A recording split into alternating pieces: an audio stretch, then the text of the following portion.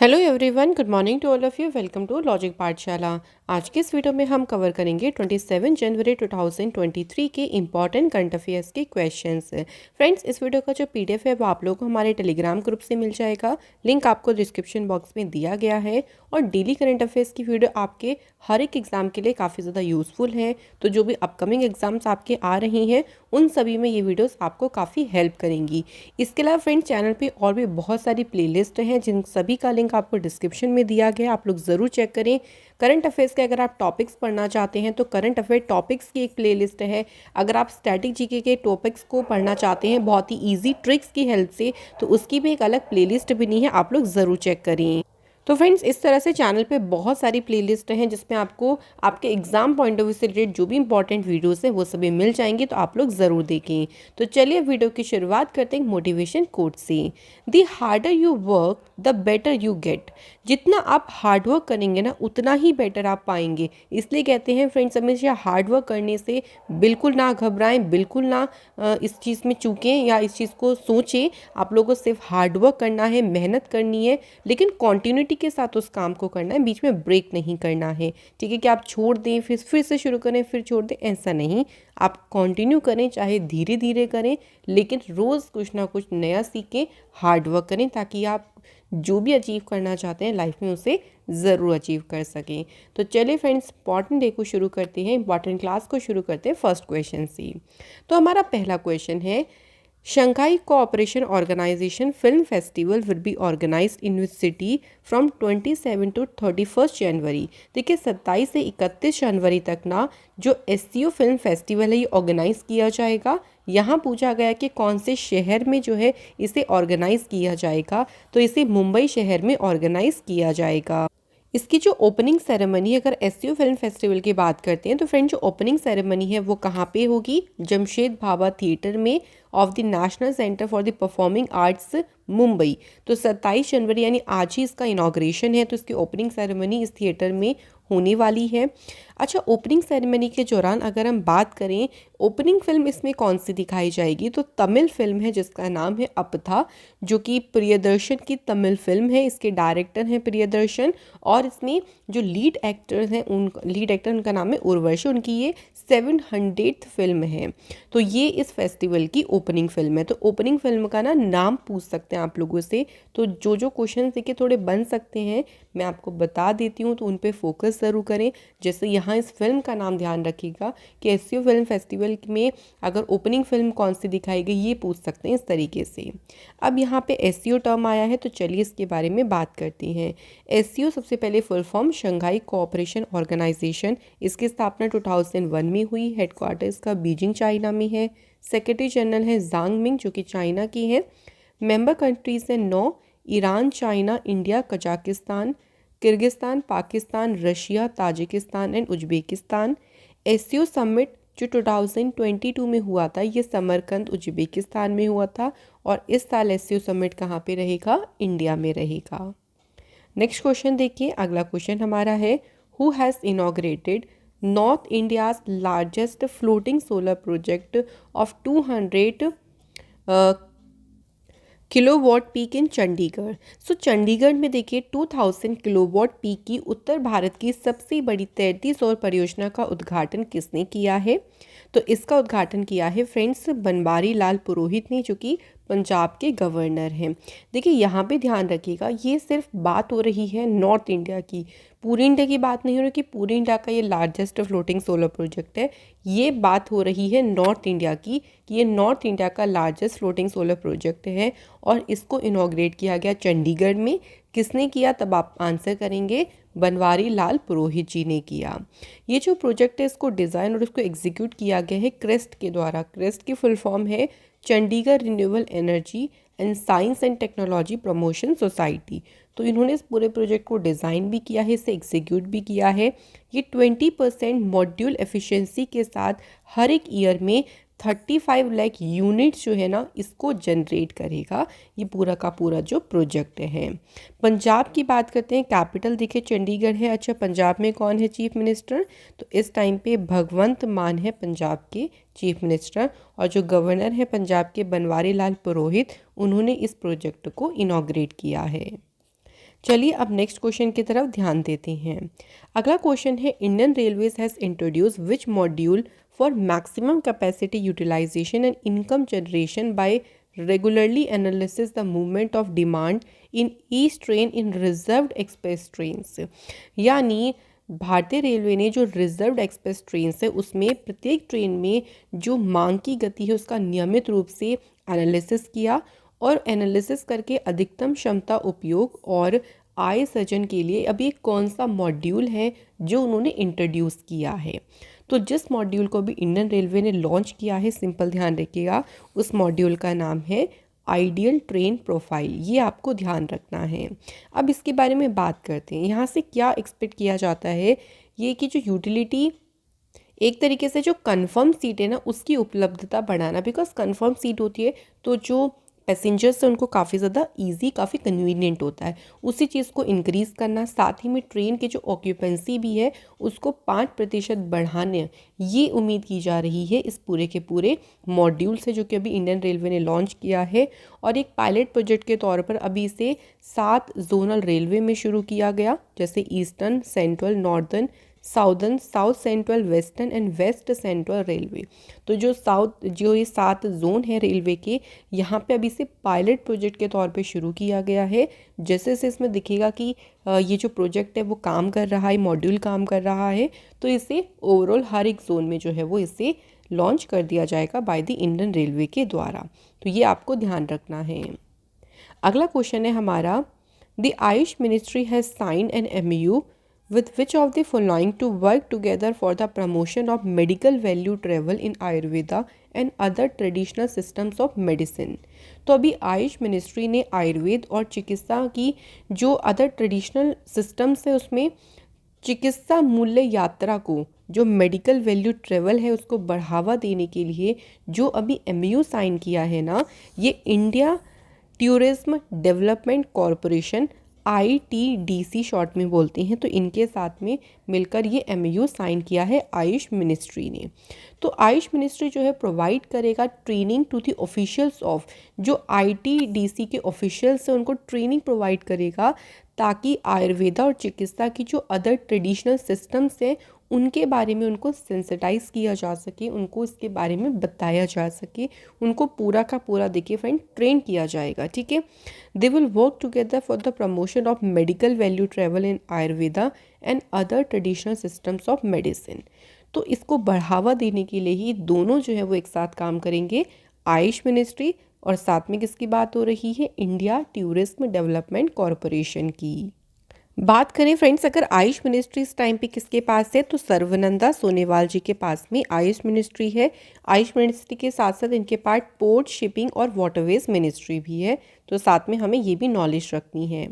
चलिए पढ़ते हैं फ्रेंड्स नेक्स्ट क्वेश्चन की तरफ। अगला क्वेश्चन है, who has inaugurated the demo run of inland water vessel powered by methanol blended diesel.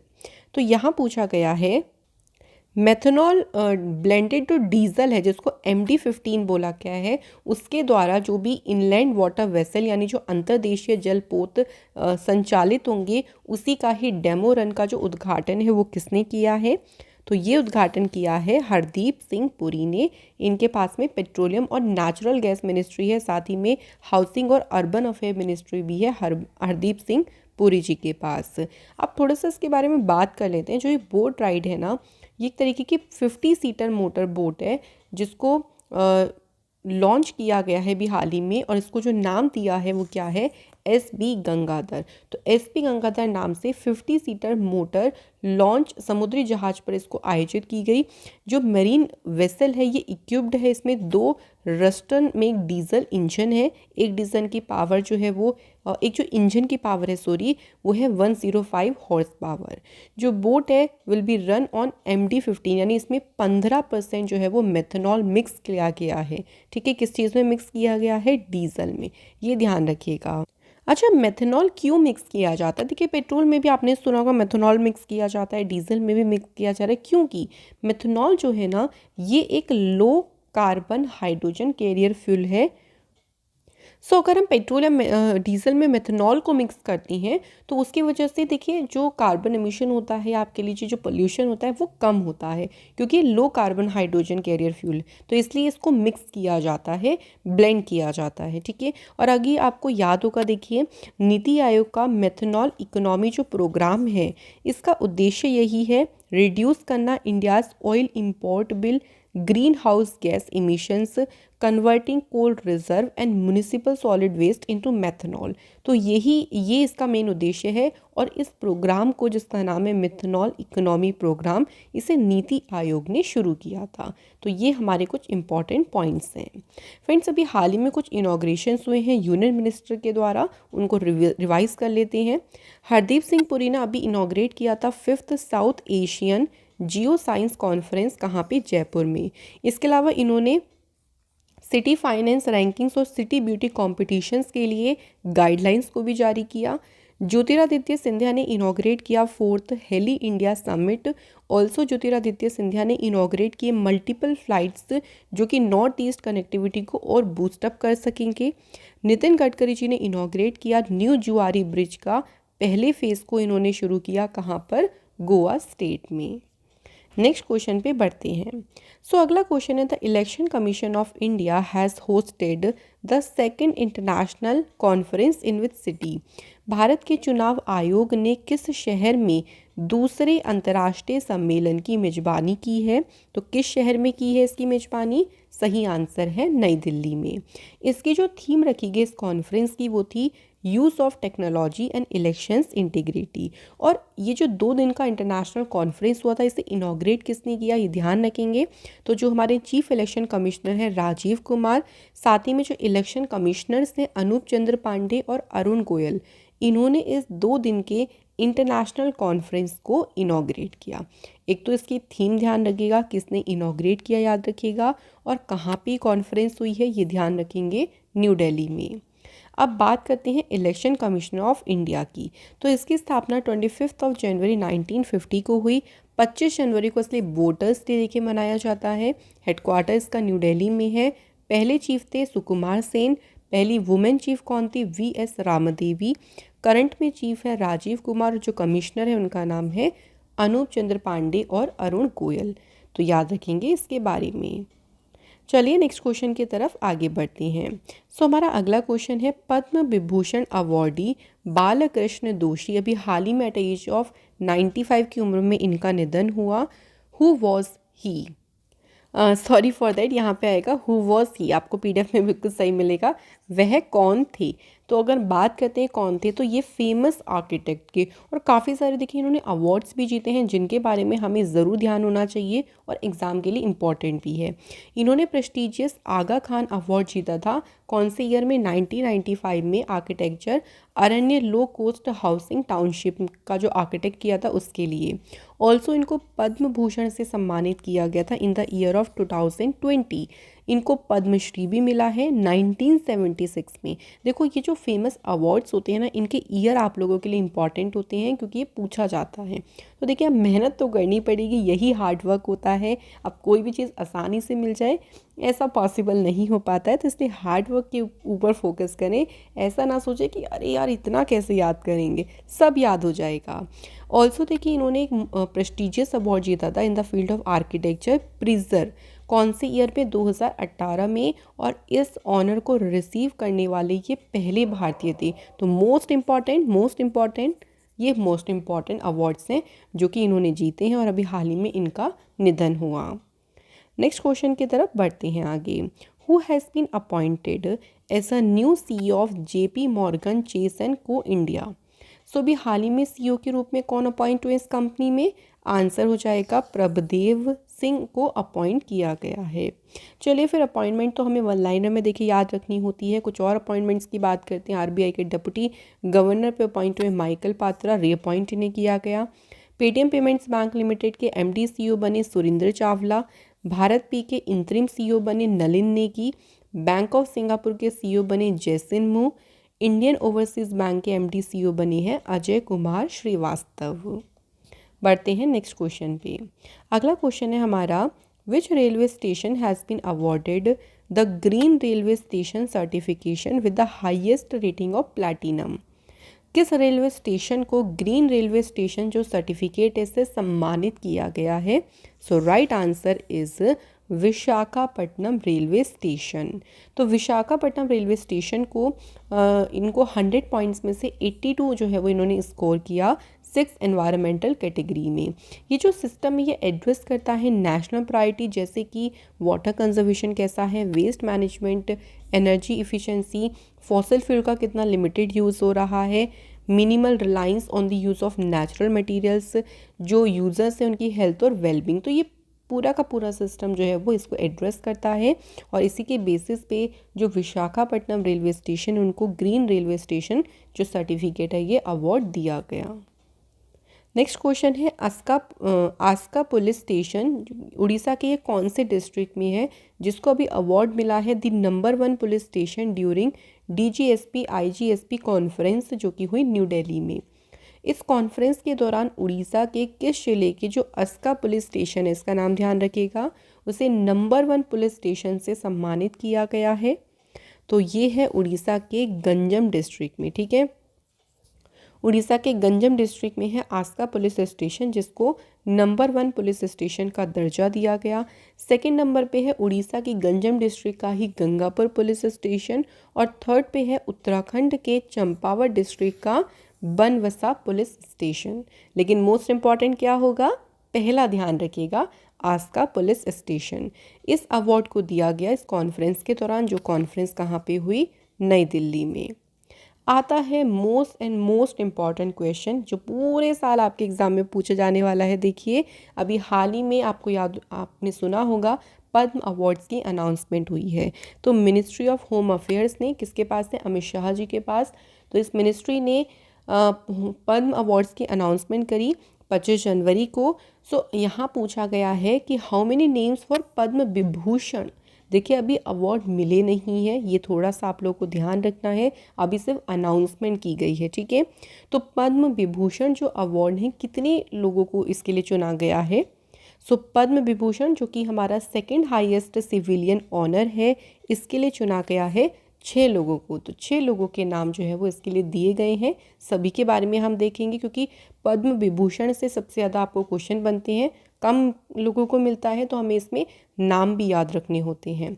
तो 6 नाम दिए गए हैं पद्म विभूषण के लिए, 9 नाम दिए गए हैं पद्म भूषण के लिए और 91 है पद्मश्री। तो आप कैसे याद रखेंगे, 6 9 91, बस इस तरीके से सीक्वेंस ध्यान रख लीजिएगा। पद्म विभूषण, पद्म भूषण हो गया और हमारा पद्मश्री हो गया। सो अब पहले बात करते हैं पद्म विभूषण की। 6 लोगों को मिला है जिसमें से हमें उनका नाम ध्यान रखना है, उनका फील्ड भी याद रखना है। First name is Zakir Hussain, art की फील्ड में। सेकेंड नेम है SM कृष्णा, पब्लिक अफेयर्स में। दिलीप महानलाबिस, इनको पॉस्थ्यूमस मिला है मेडिसिन की फील्ड में। Srinivas Vardhan, science and engineering field. Mulayam Singh Yadav, posthumously इनको मिला है पब्लिक अफेयर्स कैटेगरी में।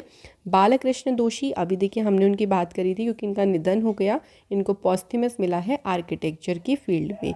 सो अगर हम पद्म विभूषण में देखें तो 3 हमारे आप कह लीजिए महान विभूति सी हैं जिनको पॉस्थ्यूमस मिला है। तो आपको ये भी याद रखना है कि 6 में से 3 को मिला है पॉस्थ्यूमस अवार्ड। बात अगर करें हम पद्म भूषण की, 9 को मिला है, तो 9 नाम हम याद कर सकते हैं। 91 में जो मैं आपको एक अलग से वीडियो बताऊंगी उसमें हमें सिर्फ मेन याद रखने हैं क्योंकि 91 नहीं याद रखे जा सकते। चलिए पद्म भूषण देखें। SL Bhariappa, literature and education category. Kapil Kapoor, literature and education category. Kumar Mangalam Birla, trade and industry category. Deepak Dhar, science and engineering category. Vani Jairam, art. Suman Kalyanpur, इनको भी आर्ट में मिला है। स्वामी चिन्नजियर, स्पिरिचुअलिज्म में मिला है। कमल D पटेल को भी स्पिरिचुअलिज्म में मिला है। सुधा मूर्ति, सोशल वर्क के लिए इनको मिला है। तो 9 लोगों को मिला है पद्म भूषण। याद तो हो गया होगा ना, सिंपल देखो 6 9 91 ऐसे याद रख लो। बिल्कुल नंबर आपको ये पूरे साल काम करेंगे क्योंकि पूरे साल यहाँ से आपको क्वेश्चन 100% पूछे जाने वाले हैं। तो फ्रेंड्स ये थी हमारी आज की important class. Now time is revision करते हैं फटाफट से कल के क्वेश्चंस की। सो फर्स्ट क्वेश्चन है हमारा, which state has received Subhash Chandra Bose आपदा प्रबंधन पुरस्कार। तो डिज़ास्टर मैनेजमेंट में एक्सीलेंस के लिए उनको ये अवार्ड मिला। ये अवार्ड किसे मिला है? उड़ीसा को। अगला क्वेश्चन है, which of the following small finance bank जिसने जीता है prestigious inclusive finance India awards. तो फ्रेंड्स ये अवार्ड जीता है ESAF small finance bank limited ने, और इसका हेडक्वार्टर कहाँ पे है? त्रिशूर, केरला में। प्रधानमंत्री Rashtriya Bal Puraskar have been conferred upon how many children for their exceptional achievement in 6 category. कितने बच्चों को प्रधानमंत्री राष्ट्रीय बाल पुरस्कार प्रदान किया गया? टोटल 11, और 11 में से 6 कौन हैं? बॉयज़, और 5 जो हैं वो गर्ल्स हैं, जिनको फ्रेंड्स ये अवार्ड दिया गया है। द्रौपदी मुर्मू जी के द्वारा ये अवार्ड उन्हें दिया गया। Which state government has launch a water conservation scheme, जिससे जो फार्मर्स के सूखे का सामना कर रहे थे उनको बेनिफिट के लिए प्रोवाइड करने के लिए ही इस वाटर कंजर्वेशन स्कीम को शुरू किया है झारखंड की सरकार ने। Where did the ministry of youth and sports organise its first mission Olympic cell meeting outside Delhi. तो दिल्ली के बाहर देखिए पहली बार ये मीटिंग हुई, और कहाँ पे इसका आयोजन किया गया? भुवनेश्वर में। The American India Foundation has inaugurated India's first STEM Innovation and Learning Center in which city? तो भारत के पहले STEM Innovation Learning Center का उद्घाटन कहाँ पर किया गया है? तो सही आंसर हो जाएगा फ्रेंड्स, चेन्नई में जो है इसका उद्घाटन किया गया। अगला क्वेश्चन है, who among the following union minister जिन्होंने इनॉग्रेट किया day long national SC/ST hub conclave in Mumbai. Mumbai में इसका उद्घाटन किया है नारायण राणे जी ने। The 4th India trade fair of millets and organic products has been organized in which city. बाजरा और जैविक उत्पादों का जो 4था इंटरनेशनल ट्रेड फेयर, इसका आयोजन कहाँ पे किया गया? बेंगलुरु शहर में। नेक्स्ट क्वेश्चन है, the first meeting of youth 20 group. तो पहली मीटिंग जो यूथ 20 ग्रुप की होगी 6 से 8 फरवरी को होगी, और इस मीटिंग का आयोजन किया जाएगा गुवाहाटी में। तो नेक्स्ट क्वेश्चन है, the Indian air force will conduct which exercise in north east India. North east India में जो एक्सरसाइज अभी इंडियन एयरफोर्स ने कंडक्ट करी, एक्सरसाइज का नाम है प्रलय एक्सरसाइज। तो फ्रेंड्स यहाँ पे हमारे क्वेश्चंस कंप्लीट होते हैं। कल आप लोगों से क्वेश्चन पूछा गया था। सो फर्स्ट क्वेश्चन का हमारा आंसर है महाराष्ट्र, एंड सेकंड क्वेश्चन का आंसर है Rohit Sharma. So thank you so much guys, आप सभी ने कमेंट्स किए, उसके लिए बहुत बहुत दिल से शुक्रिया। और अगर आपको हमारी ये वीडियोस पसंद आती हैं तो फ्रेंड्स प्लीज़ आपसे रिक्वेस्ट है, लाइक ज़रूर किया करें, क्योंकि इससे हमें मोटिवेशन मिलती है। शेयर करें, चैनल को सब्सक्राइब भी ज़रूर करें। तो आज के हमारे कमेंट है Pradeep Das and Ashish, thank you so much once again. चलिए फिर आज की बारी आती है, और आज के हमारे क्वेश्चंस में पहला क्वेश्चन देखिए है, which is the largest and most important soil group in India. Bharat में सबसे बड़ा और सबसे इम्पॉर्टेंट जो सॉइल ग्रुप है वो कौन सा है? सॉइल यहाँ पे आपको टाइप्स दे रखे हैं, उसमें से बताना है। सेकंड क्वेश्चन है, granite is dash type of rock. Rocks के भी देखिए टाइप होते हैं, तो उनमें से ग्रेनाइट किस प्रकार की चट्टान है ये हमें बताना है। तो मैं आशा करती हूँ कि आज की वीडियो से भी आपको काफ़ी सारी इन्फॉर्मेशन, काफ़ी सारी नॉलेज ज़रूर मिली होगी। और फ्रेंड्स हमेशा इस चीज़ पे ज़रूर ध्यान रखें कि आपको मेहनत करनी है। जब आप मेहनत करेंगे और आप एक कॉन्टिन्यूटी के साथ काम करेंगे, चाहे वो काम आपका लेट ही क्यों ना सक्सेस में हासिल हो, लेकिन ये श्योरिटी रखिए कि आपको सक्सेस ज़रूर मिलेगी। अगर आप लाइफ में कुछ ना कुछ सीख रही हैं ना, इट मीन्स कि फ्रेंड्स आप आगे बढ़ रही हैं। तो सीखना कभी भी ना छोड़ें, क्योंकि सीखना हर एक उम्र में होता है, चाहे वो आपकी कोई भी उम्र हो। हमेशा सीखते रहें और इसी तरीके से आगे बढ़ते रहें। Thank you so much for watching this video.